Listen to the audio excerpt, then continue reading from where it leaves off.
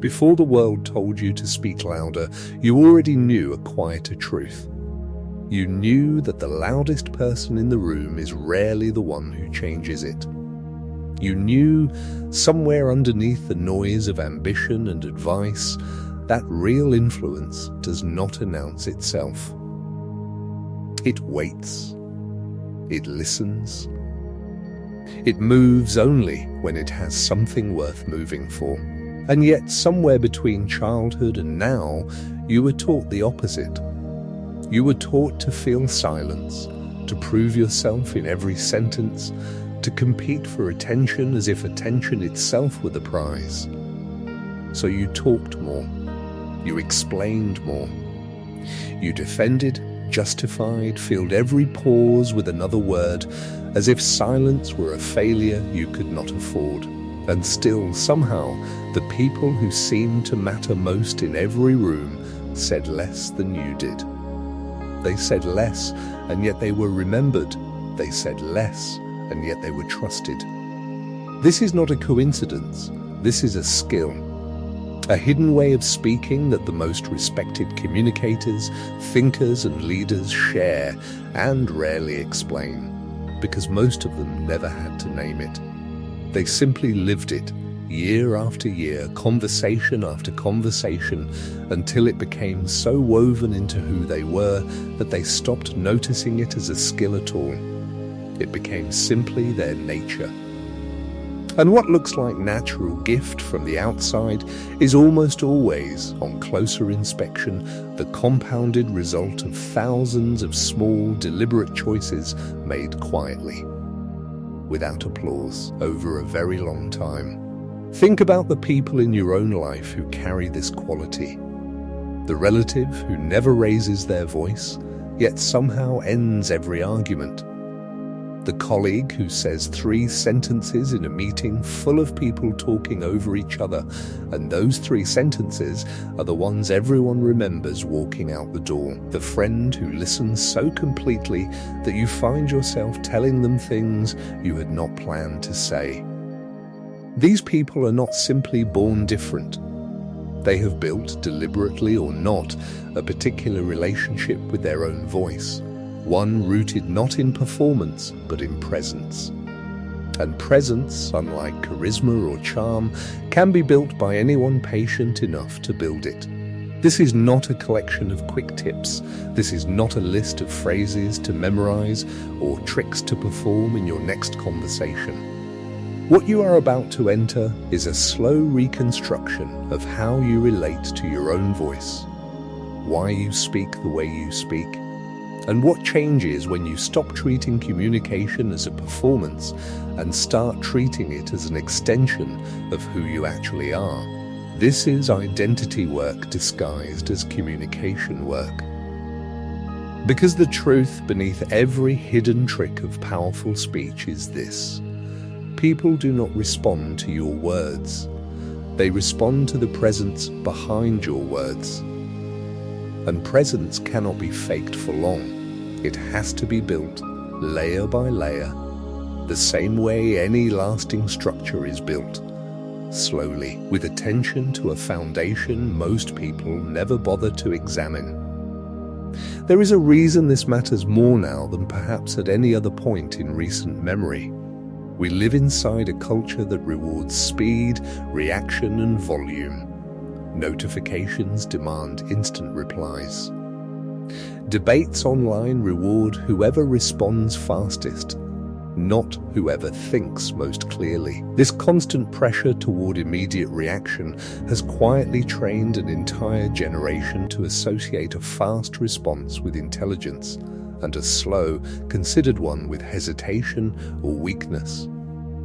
But if you study the people whose words genuinely move others, in boardrooms, in classrooms, in quiet kitchen conversations that change the direction of someone's life, you find almost none of them operating from that reactive speed.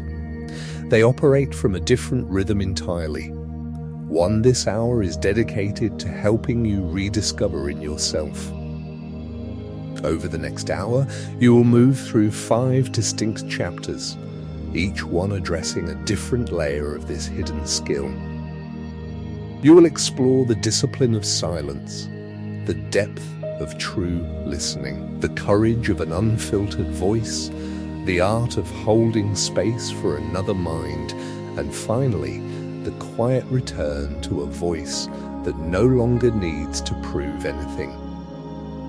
None of these chapters ask you to become someone you are not. All of them ask you to become more fully who you already are, beneath the performances you may have built without realizing it. Chapter 1. The silence before the words there is a specific kind of person who makes a room go quiet the moment they begin to speak, and it has almost nothing to do with volume. You have met this person, perhaps only once. They said very little, and yet when they did speak, everyone leaned in, because something in the way they held their silence told the room that what came next mattered. This is the first secret smart communicators rarely say out loud. They have made peace with silence before they ever open their mouth. Most people are terrified of silence. In conversation, in meetings, in negotiations, silence feels like a gap that must be filled immediately, or else it becomes evidence of weakness, of not knowing, of having nothing to offer. So the moment a pause arrives, most people rush to close it. They interrupt their own thoughts halfway through forming them. They add unnecessary words to sentences that were already complete. They over-explain a point that landed the first time because the silence after landing it felt unbearable, and in doing so, they quietly signal something they never intended to signal. I am uncomfortable with stillness, and therefore I may be uncomfortable with myself. The people who speak with quiet authority have done something different. They have practiced sitting inside a pause without flinching. Not because they are naturally calm, but because they decided at some point that their worth in a conversation is not measured by how much space they fill, but by how much weight their words carry when they finally arrive. This is a discipline, not a personality trait. It can be built by anyone willing to sit with discomfort long enough to outlast it. Consider what happens in a negotiation, a difficult conversation, or even a simple disagreement with someone you love. The person who speaks first after a tense silence often gives something away. They reveal urgency. They reveal that the discomfort of the pause was harder for them to bear than the discomfort of conceding a point. Smart communicators know this instinctively, even if they have never studied negotiation theory. They let the silence stretch, not out of manipulation, but out of genuine internal steadiness, because they have done the deeper work of not needing the moment to be resolved immediately in order to feel secure. This steadiness does not come from confidence in what you know. It comes from confidence in who you are, regardless of the outcome of the conversation. This is the identity shift beneath the communication shift. If your sense of self depends on how a conversation goes, on whether you are believed, agreed with, or validated in real time, you will always rush to feel silence, because silence feels like risk. But if your sense of self is anchored somewhere deeper than the outcome of any single exchange, silence becomes simply a tool. A breath, a space where the other person's mind can catch up to what you have already said, and where your next words can be chosen rather than reacted. There is a practice worth naming here, not as a technique to perform, but as a habit to build slowly over time. The next time you feel the urge to fill a silence, pause and ask yourself a single question. Am I about to speak because I have something true to add, or because the quiet feels uncomfortable? This single question asked honestly and repeatedly over weeks and months, begins to retrain the nervous system's relationship with stillness. It teaches you that silence is not emptiness. Silence is where meaning gathers weight before it is spoken. Jim Rohn once observed that we are the average of the 5 people we spend the most time with, and if you study the communication habits of people worth emulating, you will notice they are rarely the ones speaking the most in any group. They are the ones whose silence has texture, whose pauses feel intentional rather than anxious. This is not accidental. It is the outward evidence of an inward stillness they have built, often through years of learning to trust themselves without needing constant external proof. Think for a moment about interviews you have watched, formal or informal, where someone is asked a difficult question live in front of an audience. Notice the difference between the person who answers instantly, filling every second with words, and the person who takes a visible breath, allows a beat of silence, and then answers with fewer, more deliberate words. The second response almost always lands with more weight, even when the actual content is similar. This is because the pause itself communicates something, that the question was taken seriously enough to deserve a considered answer rather than a reflexive one. There is also a physical dimension to this discipline worth naming. Silence in conversation often triggers a genuine physiological discomfort, a tightening in the chest, a subtle urge to fill the space, almost like a held breath demanding release. This is not a character flaw. It is a nervous system response built over years of social conditioning that equates silence with danger or disapproval. The work here is not to eliminate this physical sensation entirely, but to notice it without obeying it automatically.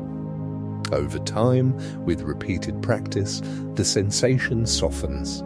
The pause that once felt unbearable for 3 seconds becomes bearable for 5, then 8, then long enough that it stops feeling like an emergency and starts feeling like simply part of how a conversation breathes. There is a particular kind of silence worth distinguishing here from mere absence of speech, and that is the silence of full attention rather than the silence of checked-out distraction. 2 people can sit in identical quiet, and one silence will feel warm and full, while the other feels cold and empty. The difference is not in the absence of words. It is in where the mind is resting during that absence.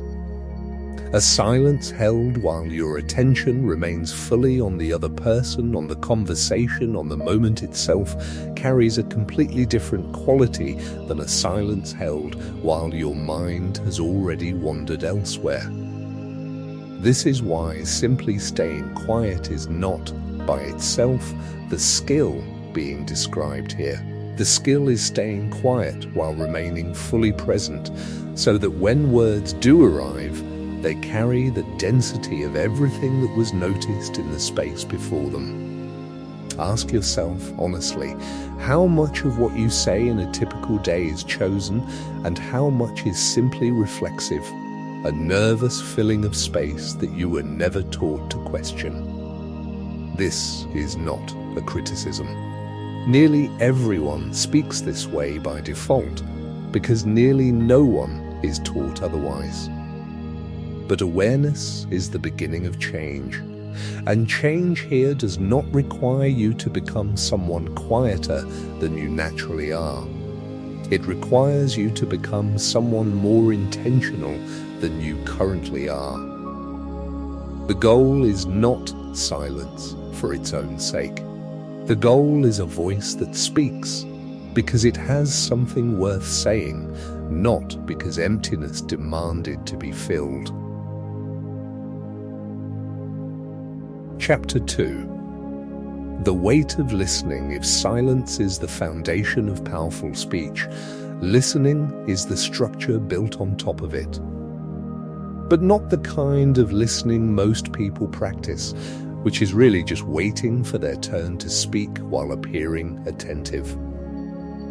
Real listening, the kind that smart communicators quietly master, is an act of complete presence. It requires setting aside your own internal commentary long enough to actually receive what another person is saying, not just the words, but the concern beneath the words, the fear beneath the complaint, the hope beneath the request. Most conversations are two people taking turns performing monologues at each other, each one mentally rehearsing their next point while the other person is still speaking. This is not communication, it is parallel broadcasting. And the exhausting thing about parallel broadcasting is that both people walk away feeling unheard, even though both people spoke extensively. Nothing was actually exchanged, only noise was traded. The person who has learned to listen deeply operates differently.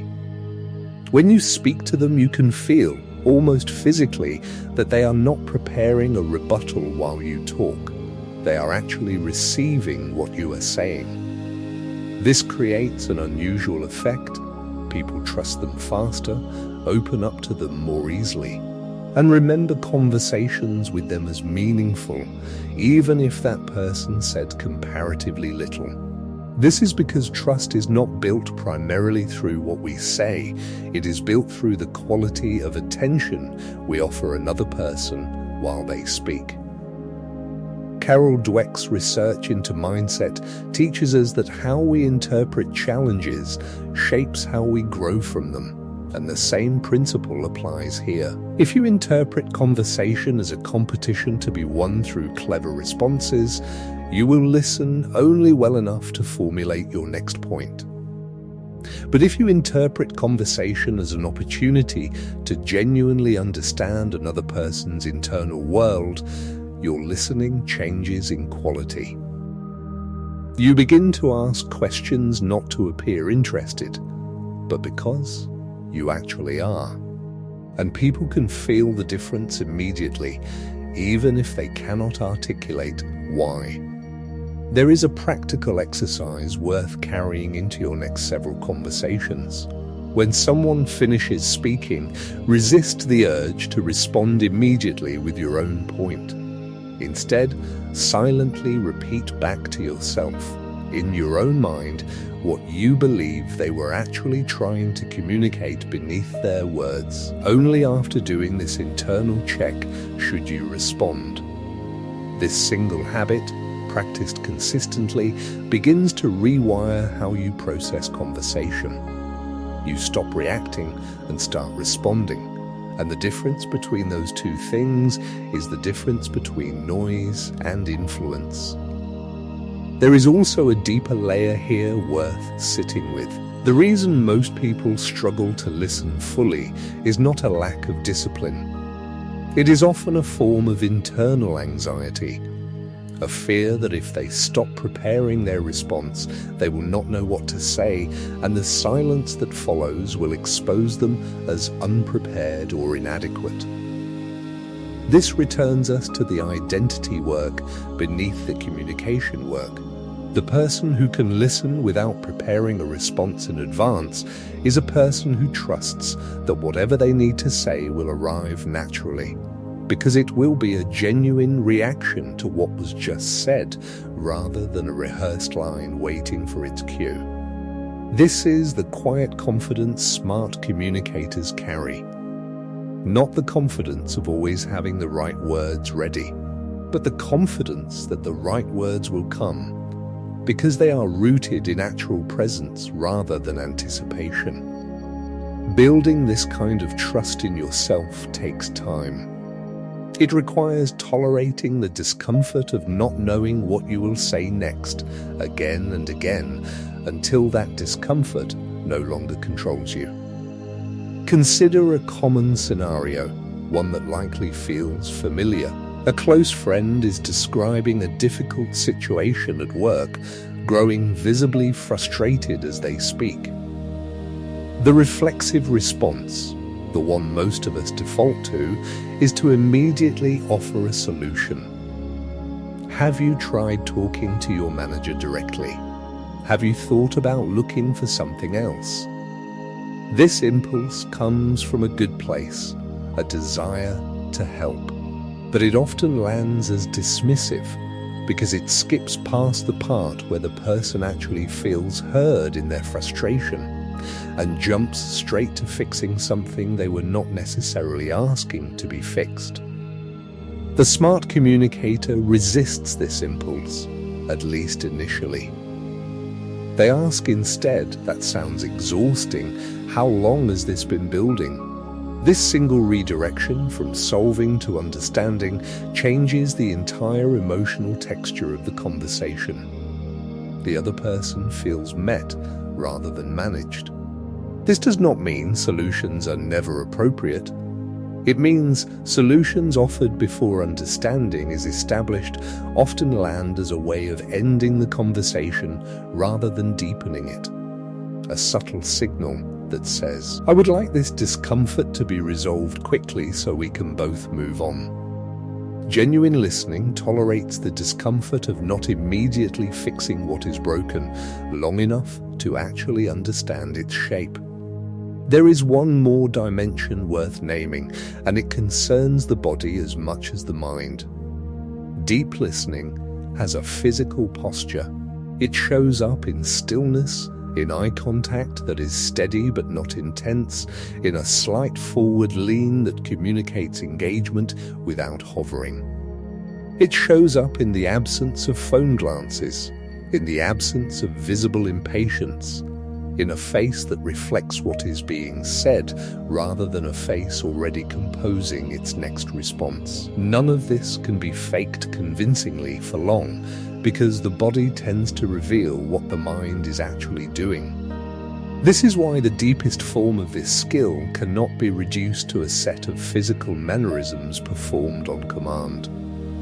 It must be rooted in an actual internal shift, a genuine curiosity about the person in front of you, strong enough that the physical signals of listening arise naturally, rather than as a rehearsed display. There is also a professional dimension worth naming, because this quality of listening tends to have a compounding effect across a career that is rarely discussed openly. Colleagues remember who made them feel heard during a difficult project far longer than they remember who spoke most in a given meeting. Clients remember who actually listened to their concerns before proposing a solution, far more than they remember the elegance of the proposal itself.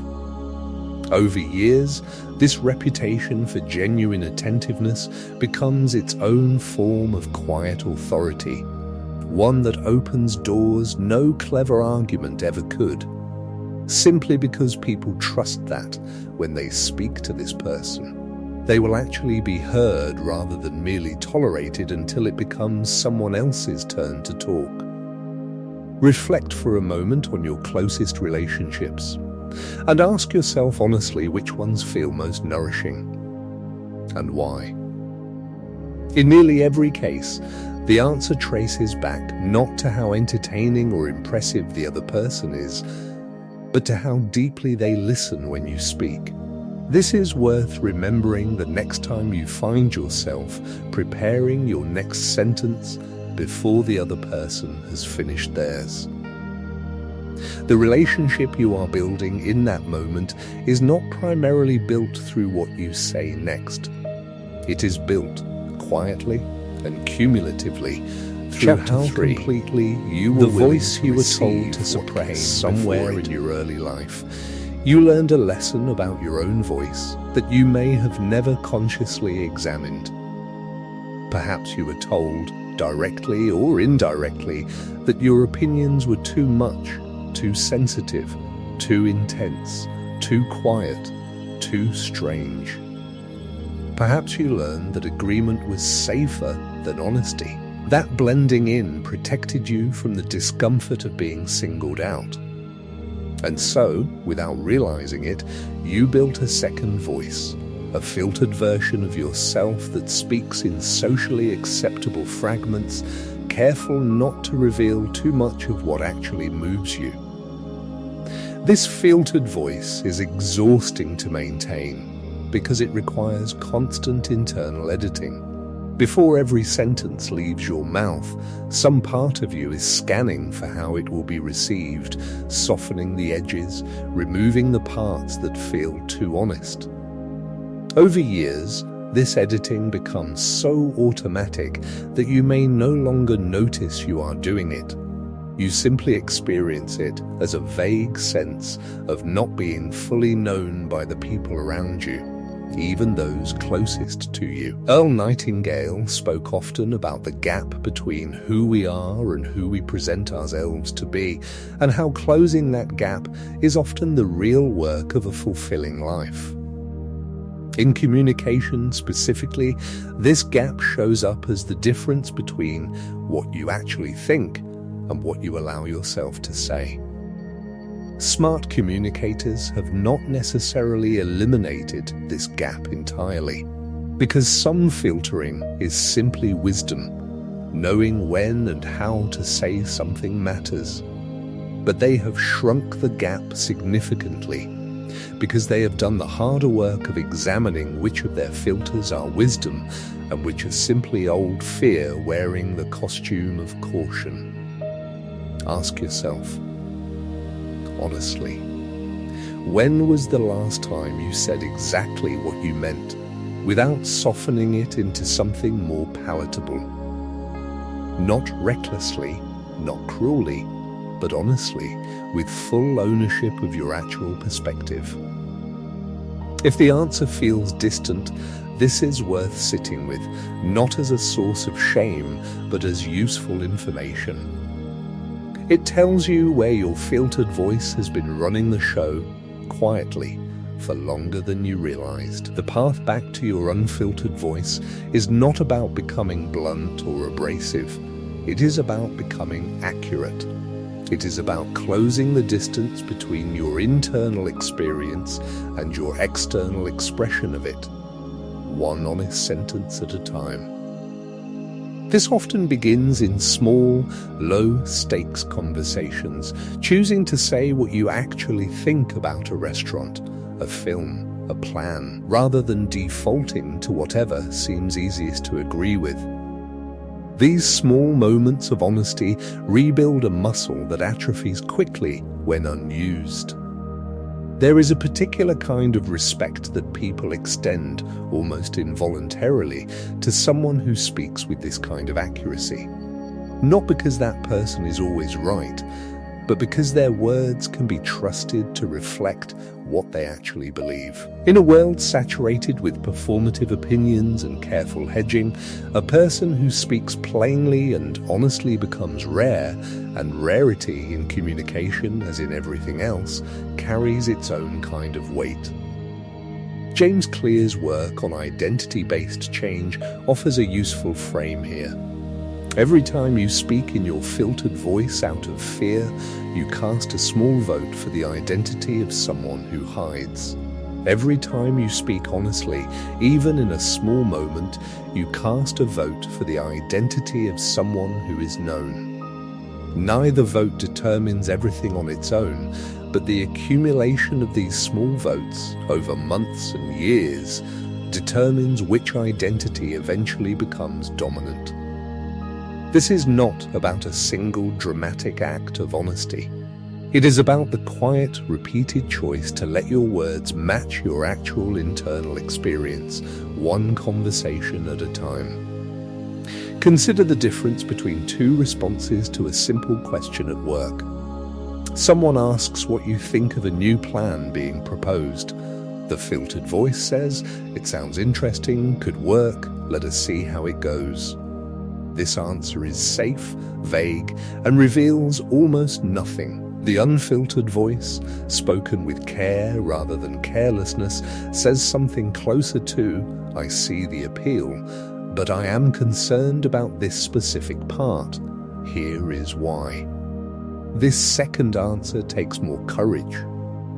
It also builds more trust over time, because it demonstrates that when this person offers agreement, it is genuine, not automatic.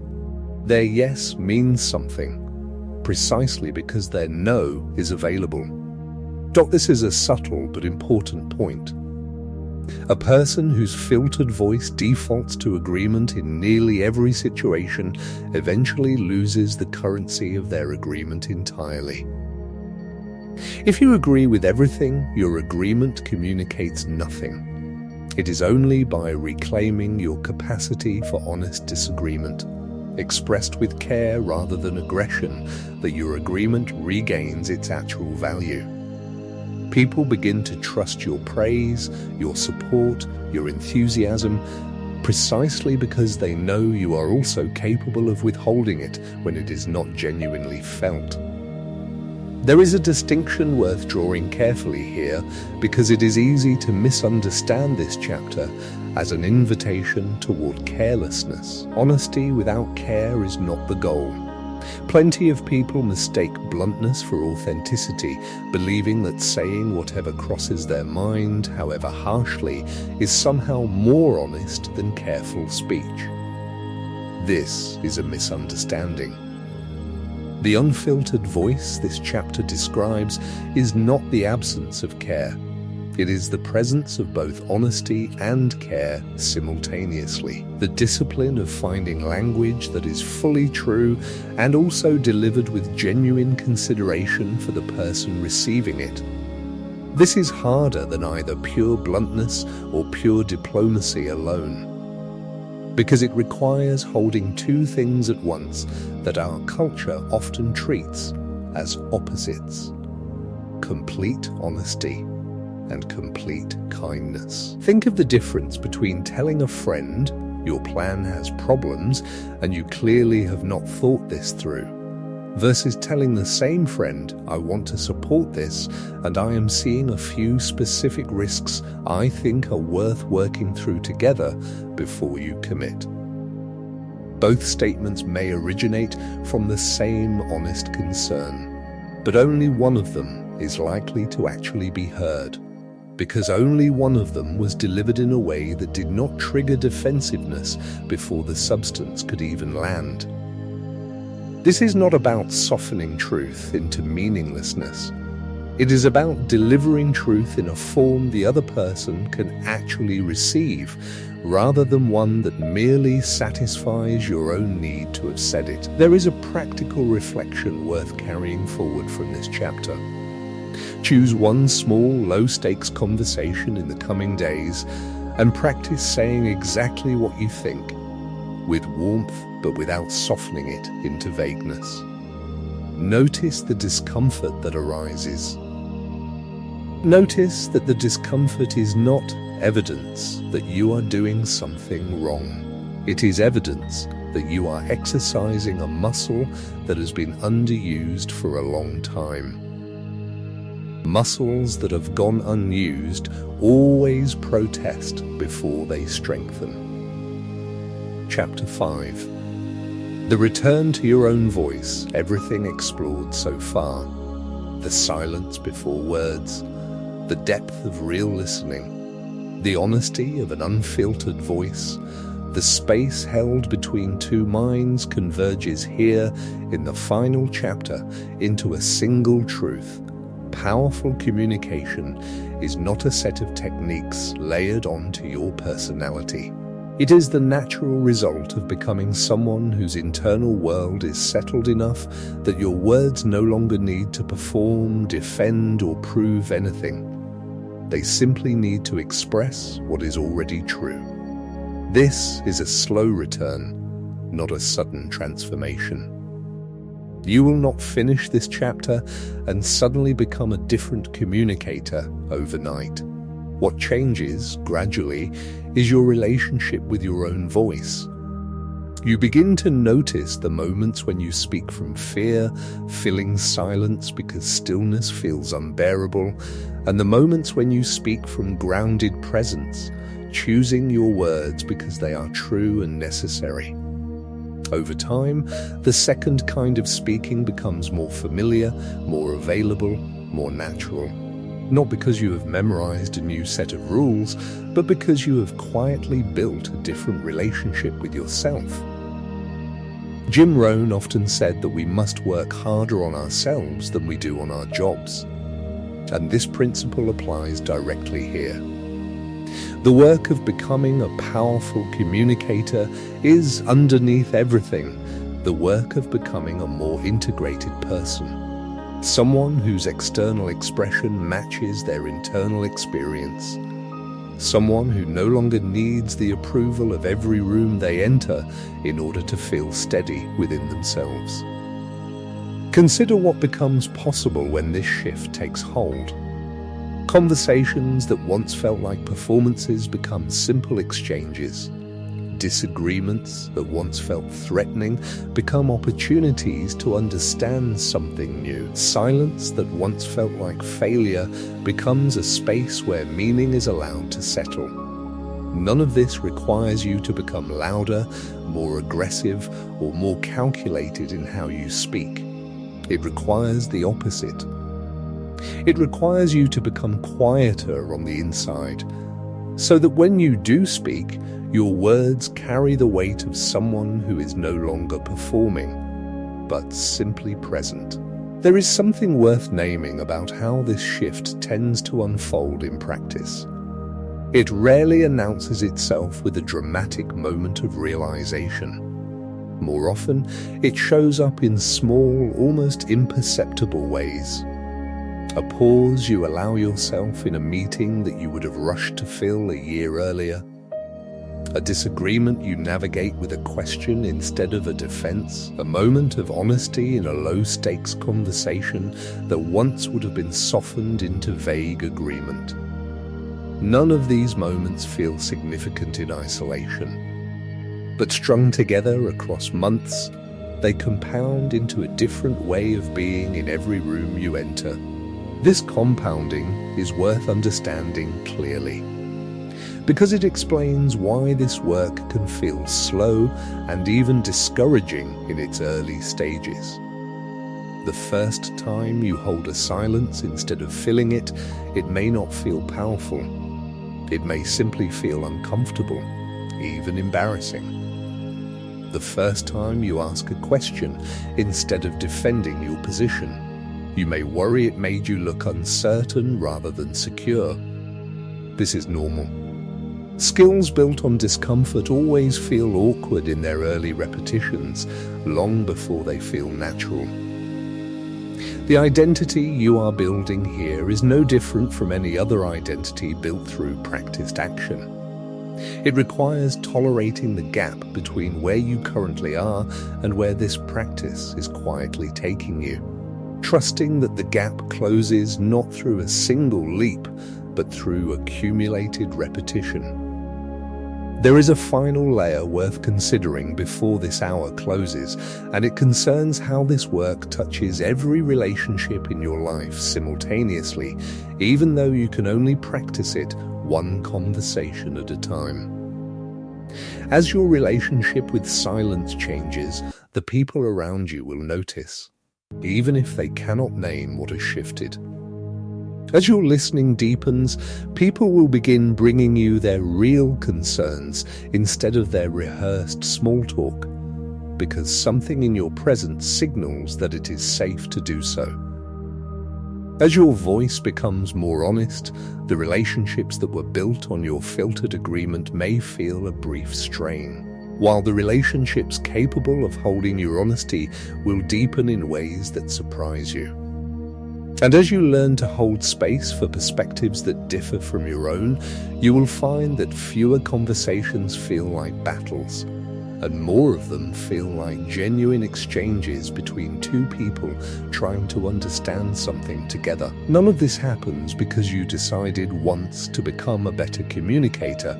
It happens because you return again and again to the same small choices this hour has described. You choose the pause over the reflexive fill. You choose understanding over the rehearsed rebuttal. You choose the honest sentence over the safe, vague one. You choose the question over the defense. Each choice is small. Their sum is not this, is the hidden way of talking that smart people rarely explain, not because they are guarding a secret, but because it is difficult to explain something that was built slowly, through years of small, quiet choices rather than learned in a single afternoon.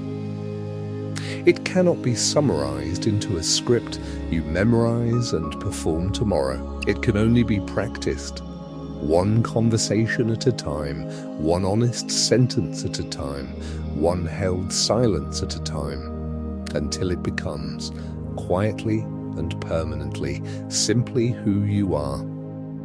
There is a final reflection worth sitting with as this hour draws to a close. Think of one relationship in your life, one person you speak with regularly, where you suspect your filtered voice has been doing most of the talking. Not because the relationship is unsafe, but simply because habit has made the filtered voice the default. Consider what a single honest sentence, spoken with care, might open in that relationship if you allowed it to arrive the next time you speak. Before you close this, consider one final question and let it sit with you longer than usual.